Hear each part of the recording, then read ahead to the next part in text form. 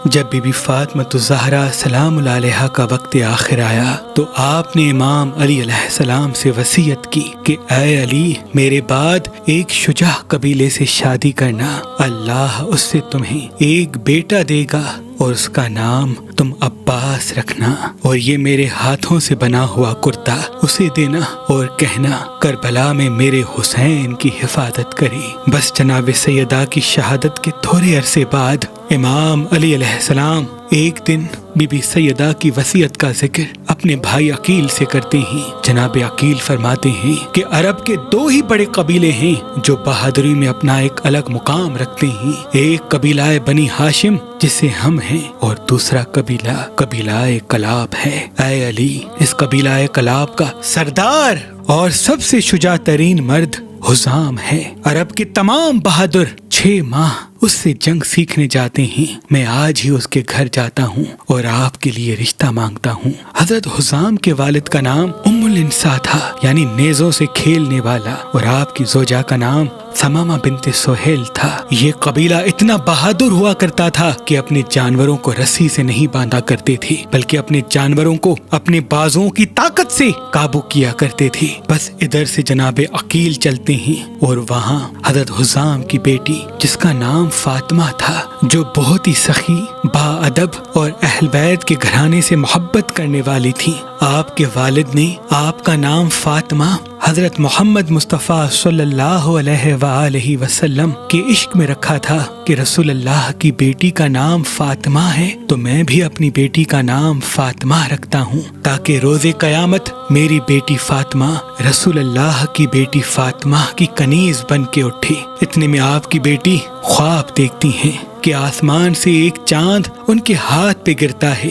اور 3 ستارے ان کی جھولی میں آ گرتے ہیں۔ بی بی جیسے ہی اس خواب کو دیکھی تو اپنی والدہ سے ذکر کرتی ہے۔ ابھی بی بی خواب بتا ہی رہی تھی کہ اتنی دیر میں جناب عقیل دروازے پہ صدا دیتے ہیں۔ جناب حزام جیسے ہی جناب عقیل کو دیکھتے ہیں تو فوراً اپنے گھر لے کے آتے ہیں اور کہتے ہیں کہ آج ہاشمی خاندان ہم پہ کیسے مہربان ہوا۔ جناب عقیل فرماتے ہیں کہ میرے بھائی علی کا رشتہ میں آپ کی بیٹی فاطمہ کے لیے لے کے آیا ہوں۔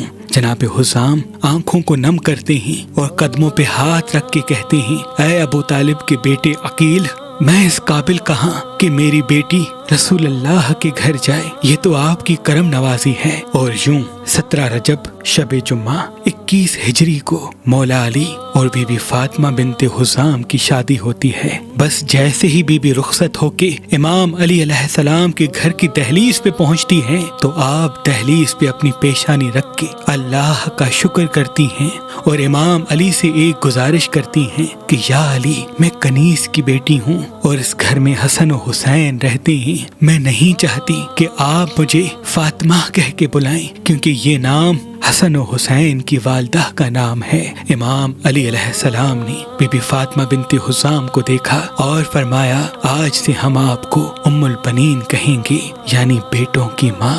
4 شعبان 22 ہجری کو اللہ نے امام علی اور بی بی ام البنین سے ایک بیٹا عطا کیا جس کا نام امام علی علیہ السلام نے عباس رکھا، یعنی وہ شیر جو میدان کو چیر دیتا ہے۔ اور کچھ سالوں کے بعد آپ کو دوسرا بیٹا جعفر ہوا اور تیسرا بیٹا عمران عثمان ہوا اور چوتھا بیٹا عبداللہ ہوا۔ بی بی ام البنین اپنے تمام بیٹوں سے بار بار کہتی کہ خبردار، حسن و حسین کو کبھی بھی اپنا بھائی نہ سمجھنا، وہ تمہارے آقا ہیں اور تم ان کے غلام۔ بس جیسے ہی جناب عباس تھوڑے بڑے ہوئے، امام علی علیہ السلام نے بی بی سیدہ کا ہاتھوں کا بنایا ہوا کرتا جناب عباس کو پہنایا اور وصیت کی کہ اے عباس، تمہاری موجودگی میں حسین پہ کبھی کوئی تکلیف نہ آئے، کیونکہ یہ وصیت تمہیں رسول اللہ کی بیٹی نے کی ہے۔ تاریخ لکھتی ہے جناب عباس بچپن سے ہی امام حسین کے ساتھ ساتھ رہتے تھے اور امام حسین کو بہت پیاس لگتی تھی۔ آپ راتوں کو اٹھ کے اکثر پانی مانگا کرتے تھے۔ جناب عباس پوری رات جاگتے رہتے تھے تاکہ جب بھی امام حسین کو پیاس لگے میں آپ کی خدمت میں پانی پیش کروں۔ بس یوں جناب عباس بڑے ہوتے گئے۔ جناب عباس کی شادی امام علی علیہ السلام نے بی بی لبابہ بنت عبداللہ بنت عباس بن عبد المطلب سے کروائی، اور اللہ نے جناب عباس کو ان سے 5 بیٹے اور 1 بیٹی کی اولاد عطا کی۔ پہلے بیٹے کا نام حضرت فضل رکھا، دوسرے بیٹے کا نام محمد، تیسرے بیٹے کا نام حسن، چوتھے بیٹے کا نام قاسم اور 5ویں بیٹے کا نام حضرت عبداللہ رکھا، اور بیٹی کا نام ہاجرہ بنت عباس۔ بس امام علی کی شہادت ہوتی ہے اور دور بدلتا جاتا ہے۔ جب امام حسین علیہ السلام مدینے کو چھوڑتے ہیں تب بی بی صغرا کے پاس اپنی والدہ بی بی ام البنین چھوڑ کے جاتے ہیں تاکہ وہ بی بی صغرا کے ساتھ رہیں، اور جناب عباس کا چھوٹا بیٹا عبداللہ بھی بی بی صغرا کے پاس چھوڑ کے جاتے ہیں، جن کی عمر چند سال کی تھی، جن سے بعد میں حضرت عباس کی نسل آگے چلتی ہے۔ جیسے ہی بی بی ام البنین نے یہ دیکھا کہ امام حسین مجھے یہاں چھوڑ کے جا رہے ہیں، آپ فوراً اپنے چاروں بیٹوں کو بلاتی ہیں اور کہتی ہیں میں تم چاروں کو وصیت کرتی ہوں کہ آخری دم تک امام حسین کی حفاظت کرنا۔ اگر تمہاری موجودگی میں میرے امام حسین پہ کوئی آنچ آئی تو میں کبھی بھی تم کو معاف نہیں کروں گی۔ چاروں بیٹے بی بی ام البنین کے قدموں کا بوسہ لیتے ہیں اور ماں سے الوداع کر کے امام حسین کے قافلے میں چلتے ہیں۔ امام حسین کے قافلے کی پوری ذمہ داری ان چاروں شہزادوں پہ تھی، اور جناب عباس پورے لشکر کے علم بردار تھے۔ بس یہ قافلہ مکے اور مکے سے کربلا جیسے ہی پہنچتا ہے، 10 محرم کا سورج طلوع ہوتا ہے، جناب عباس جیسے ہی دیکھتے ہیں کہ علی اکبر امام حسین سے اجازت مانگ رہے ہیں، آپ کہتے ہیں اے میرے مولا، میں اپنے بچوں کو آپ کے بچوں پہ قربان کرنا چاہتا ہوں، مجھے اجازت دیجیے۔ اور یوں بنی ہاشم میں سب سے پہلے جناب عباس کے سب بھائی شہید ہوتے ہیں۔ جب تینوں بھائی شہید ہو جاتے ہیں تو پھر آپ اپنے بچوں کو امام حسین کے قدموں میں قربان کرتے ہیں اور پھر اپنے لیے اجازت طلب کرتے ہیں۔ امام حسین فرماتے ہیں اے عباس، تو میری فوج کا علم بردار ہے۔ جناب عباس دیکھتے رہتے ہیں اور ایک ایک شہید شہادت کا جام پیتا جاتا ہے۔ بالآخر جب 3 دن مسلسل پیاسا رہنے کی وجہ سے بچوں کے رونے کی آواز جناب عباس کے بار بار کانوں میں آتی ہے، آپ بی بی سکینہ کے ساتھ امام حسین کی خدمت میں آ کے عرض کرتے ہیں اے میرے آقا، یہ معصوم بچے پانی کے لیے تڑپ رہے ہیں، مجھے اجازت دیجیے کہ میں نہر سے پانی لے کے آؤں۔ امام حسین نے آنکھوں کو نم کیا اور فرمایا اے عباس، اگر اجازت لینی ہے تو جا اپنی بہن زینب سے اجازت لے۔ بس جناب عباس بی بی سکینہ کے ساتھ بی بی زینب کے خیمے کے باہر بیٹھ جاتے ہیں اور دست ادب کو جوڑ کے عرض کرتے ہیں اے میری آقا زادی، آج اس غلام کو اجازت دیجیے تاکہ وہ بچوں کے لیے نہر فرات سے پانی لے کے آئے۔ بی بی زینب نے جناب عباس کی آواز سنی اور کہا اے میرے بھائی، جب میرے بابا علی کی شہادت کا وقت آیا تو آپ نے وصیت کی تھی کہ عنقریب ایک ایسا زمانہ آئے گا جب زینب تجھے قید کر کے کوفہ و شام کے بازار میں پھرایا جائے گا۔ میں بابا سے کہتی تھی اے میرے بابا، جس کا عباس جیسا بھائی ہو وہ بازاروں میں کیسے قیدی بن کے آئے گی؟ اے عباس، آج مجھے بابا کی وصیت یاد آتی ہے۔ بس جناب عباس بی بی زینب سے اجازت لے کے نہر فرات پہ آتے ہیں اور ایک ایسا حملہ کرتے ہیں کہ فوج کو چیر کے دریا پہ قبضہ کر لیتے ہیں۔ جیسے ہی پانی کو دیکھتے ہیں، پانی میں بی بی سکینہ کا تڑپتا ہوا چہرہ نظر آتا ہے۔ آپ پانی کو دیکھ کے زار و قطار روتے ہیں اور مشک کو بھرنا شروع کر دیتے ہیں اور پیاسے ہی گھوڑے پہ سوار ہو کے واپس خیام کی طرف پلٹتے ہیں۔ فوج یزید میں ہلچل مچ جاتی ہے کہ اگر پانی حسین کے خیمے تک پہنچ گیا تو پھر ان کو شہید کرنا مشکل ہو جائے گا۔ چاروں طرف سے فوج گھیر لے اور عباس پہ تیر چلانا شروع کر دے۔ جناب عباس فوج سے لڑتے جاتے ہیں، آگے بڑھتے جاتے ہیں۔ تاریخ نے لکھا ہزاروں کی تعداد میں تیر آپ پر چلائے جاتے ہیں۔ آپ تیروں کو روکنے کے لیے جیسے ہی ایک مرتبہ اپنے بازو کو اوپر کرتے ہیں تو پیچھے سے چھپ کے کوئی ظالم آپ کے ایک بازو پہ وار کرتا ہے اور آپ کا ایک بازو کٹ کے زمین پہ گر جاتا ہے۔ آپ صرف یہی چاہتے ہیں کہ کیسے بھی کر کے یہ پانی امام حسین کے معصوم بچوں تک پہنچایا جائے۔ آپ مشک اور علم دوسرے بازو میں سنبھال کے تیز تیز خیام کی طرف بڑھتے ہیں کہ اتنے میں کوئی ظالم پھر سے آپ کے دوسرے بازو پہ وار کرتا ہے۔ آپ کا دوسرا بازو بھی قلم ہو جاتا ہے۔ آپ مشک کو اپنے دانتوں میں سنبھال کے خیام کی طرف بڑھتے جاتے ہیں کہ اتنے میں ایک تیر آپ کی دائیں آنکھ میں لگتا ہے۔ جناب عباس تڑپ اٹھتے ہیں اور چاہتے ہیں کہ اپنی آنکھ کا تیر نکال دیں، لیکن آپ کے بازو پہلے ہی شہید ہو چکے ہوتے ہیں۔ آپ جیسے ہی تیر کو نکالنے کے لیے اپنی زانوں کا سہارا لیتے ہیں، اتنے میں کوئی ظالم آپ کے سر پہ گرز مارتا ہے اور آپ گھوڑے کی زین سے زمین پہ آتے ہیں۔ پوری فوج مل کے آپ پہ حملہ کرتی ہے اور آپ کے پورے جسم کو زخمی کر دیتی ہے۔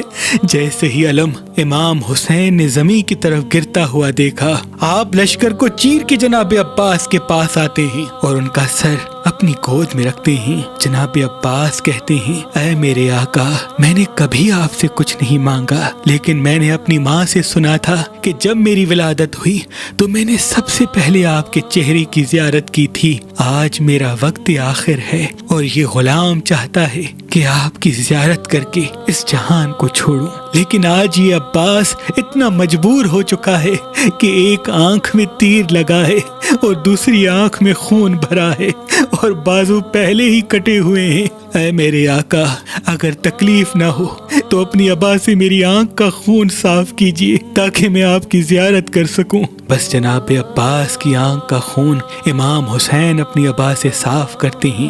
جناب عباس امام حسین کے چہرے کی زیارت کرتے ہیں اور وصیت کرتے ہیں کہ اے میرے آقا، آپ صبح سے لے کے اب تک سب کی لاش میدان سے خیمے کی طرف لے کے جا رہے ہیں۔ میری یہ وصیت ہے کہ میری لاش کو خیمے میں نہ لے جانا، کیونکہ سکینہ وہاں منتظر ہے کہ چچا پانی لے کے آئے گا۔ جب میری لاش کو بی بی سکینہ دیکھے گی ان سے یہ برداشت نہیں ہوگا، مجھے یہیں چھوڑ دیجیے گا۔ بس یہ کہہ کے جناب عباس دارالفنا سے دارالبقا کی طرف کوچ کرتے ہیں اور امام حسین علم اور خالی مشک لے کے خیموں میں آتے ہیں۔ سب بیبیاں روتی رہتی ہیں اور پھر امام حسین کی شہادت کے بعد بیبیوں کو قید کر دیا جاتا ہے۔ بس جیسے ہی امام حسین کی شہادت کی خبر بشیر کو پہنچتی ہے تو بشیر مدینے میں گھوڑے پہ یہ سب کو کہتا جاتا ہے کہ اے مدینے والو، کربلا میں حسین کو شہید کر دیا گیا۔ جیسے ہی یہ آواز بی بی ام البنین کے کانوں تک آتی ہے، آپ اپنے پوتے عبداللہ کے ساتھ بشیر کے پاس آتی ہیں اور کہتی ہیں، اے بشیر، کون حسین مارا گیا؟ بشیر کہتا ہے، اے بی بی، آپ کو نہیں پتا، حسین رسول اللہ کا بیٹا۔ بی بی کو جلال آتا ہے اور کہتی ہے، میں نہیں مانتی، عباس اس وقت کہاں تھا؟ بشیر کہتا ہے، اے بی بی، حسین سے پہلے عباس اور اس کے سارے بھائی مارے گئے۔ بی بی ام البنین کہتی ہے، شاید تو عباس کو نہیں جانتا تھا، عباس سے بڑا پہلوان اس عرب کی زمین پہ کوئی نہیں، عباس کیسے شہید ہو گیا؟ وہ بشیر رو کے کہتا ہے، اے بی بی، جناب عباس امام حسین کے بچے جو 3 دن سے پیاسے تھے ان کے لیے پانی نہر فراز سے لینے جاتا ہے اور وہاں کوئی ظالم آپ کے سر پہ گرز مارتا ہے، آپ گھوڑے کی زین سے زمین پہ آتے ہیں۔ بی بی کہتی ہے، میرے عباس کا قد اتنا بلند تھا کہ جب وہ گھوڑے پہ بیٹھتے تھے تو زمین آپ کے قدموں کا بوسہ لیتی تھی۔ عباس سے بھی بڑا کسی کا قد تھا کہ وہ ان کے سر پہ گرز مارے؟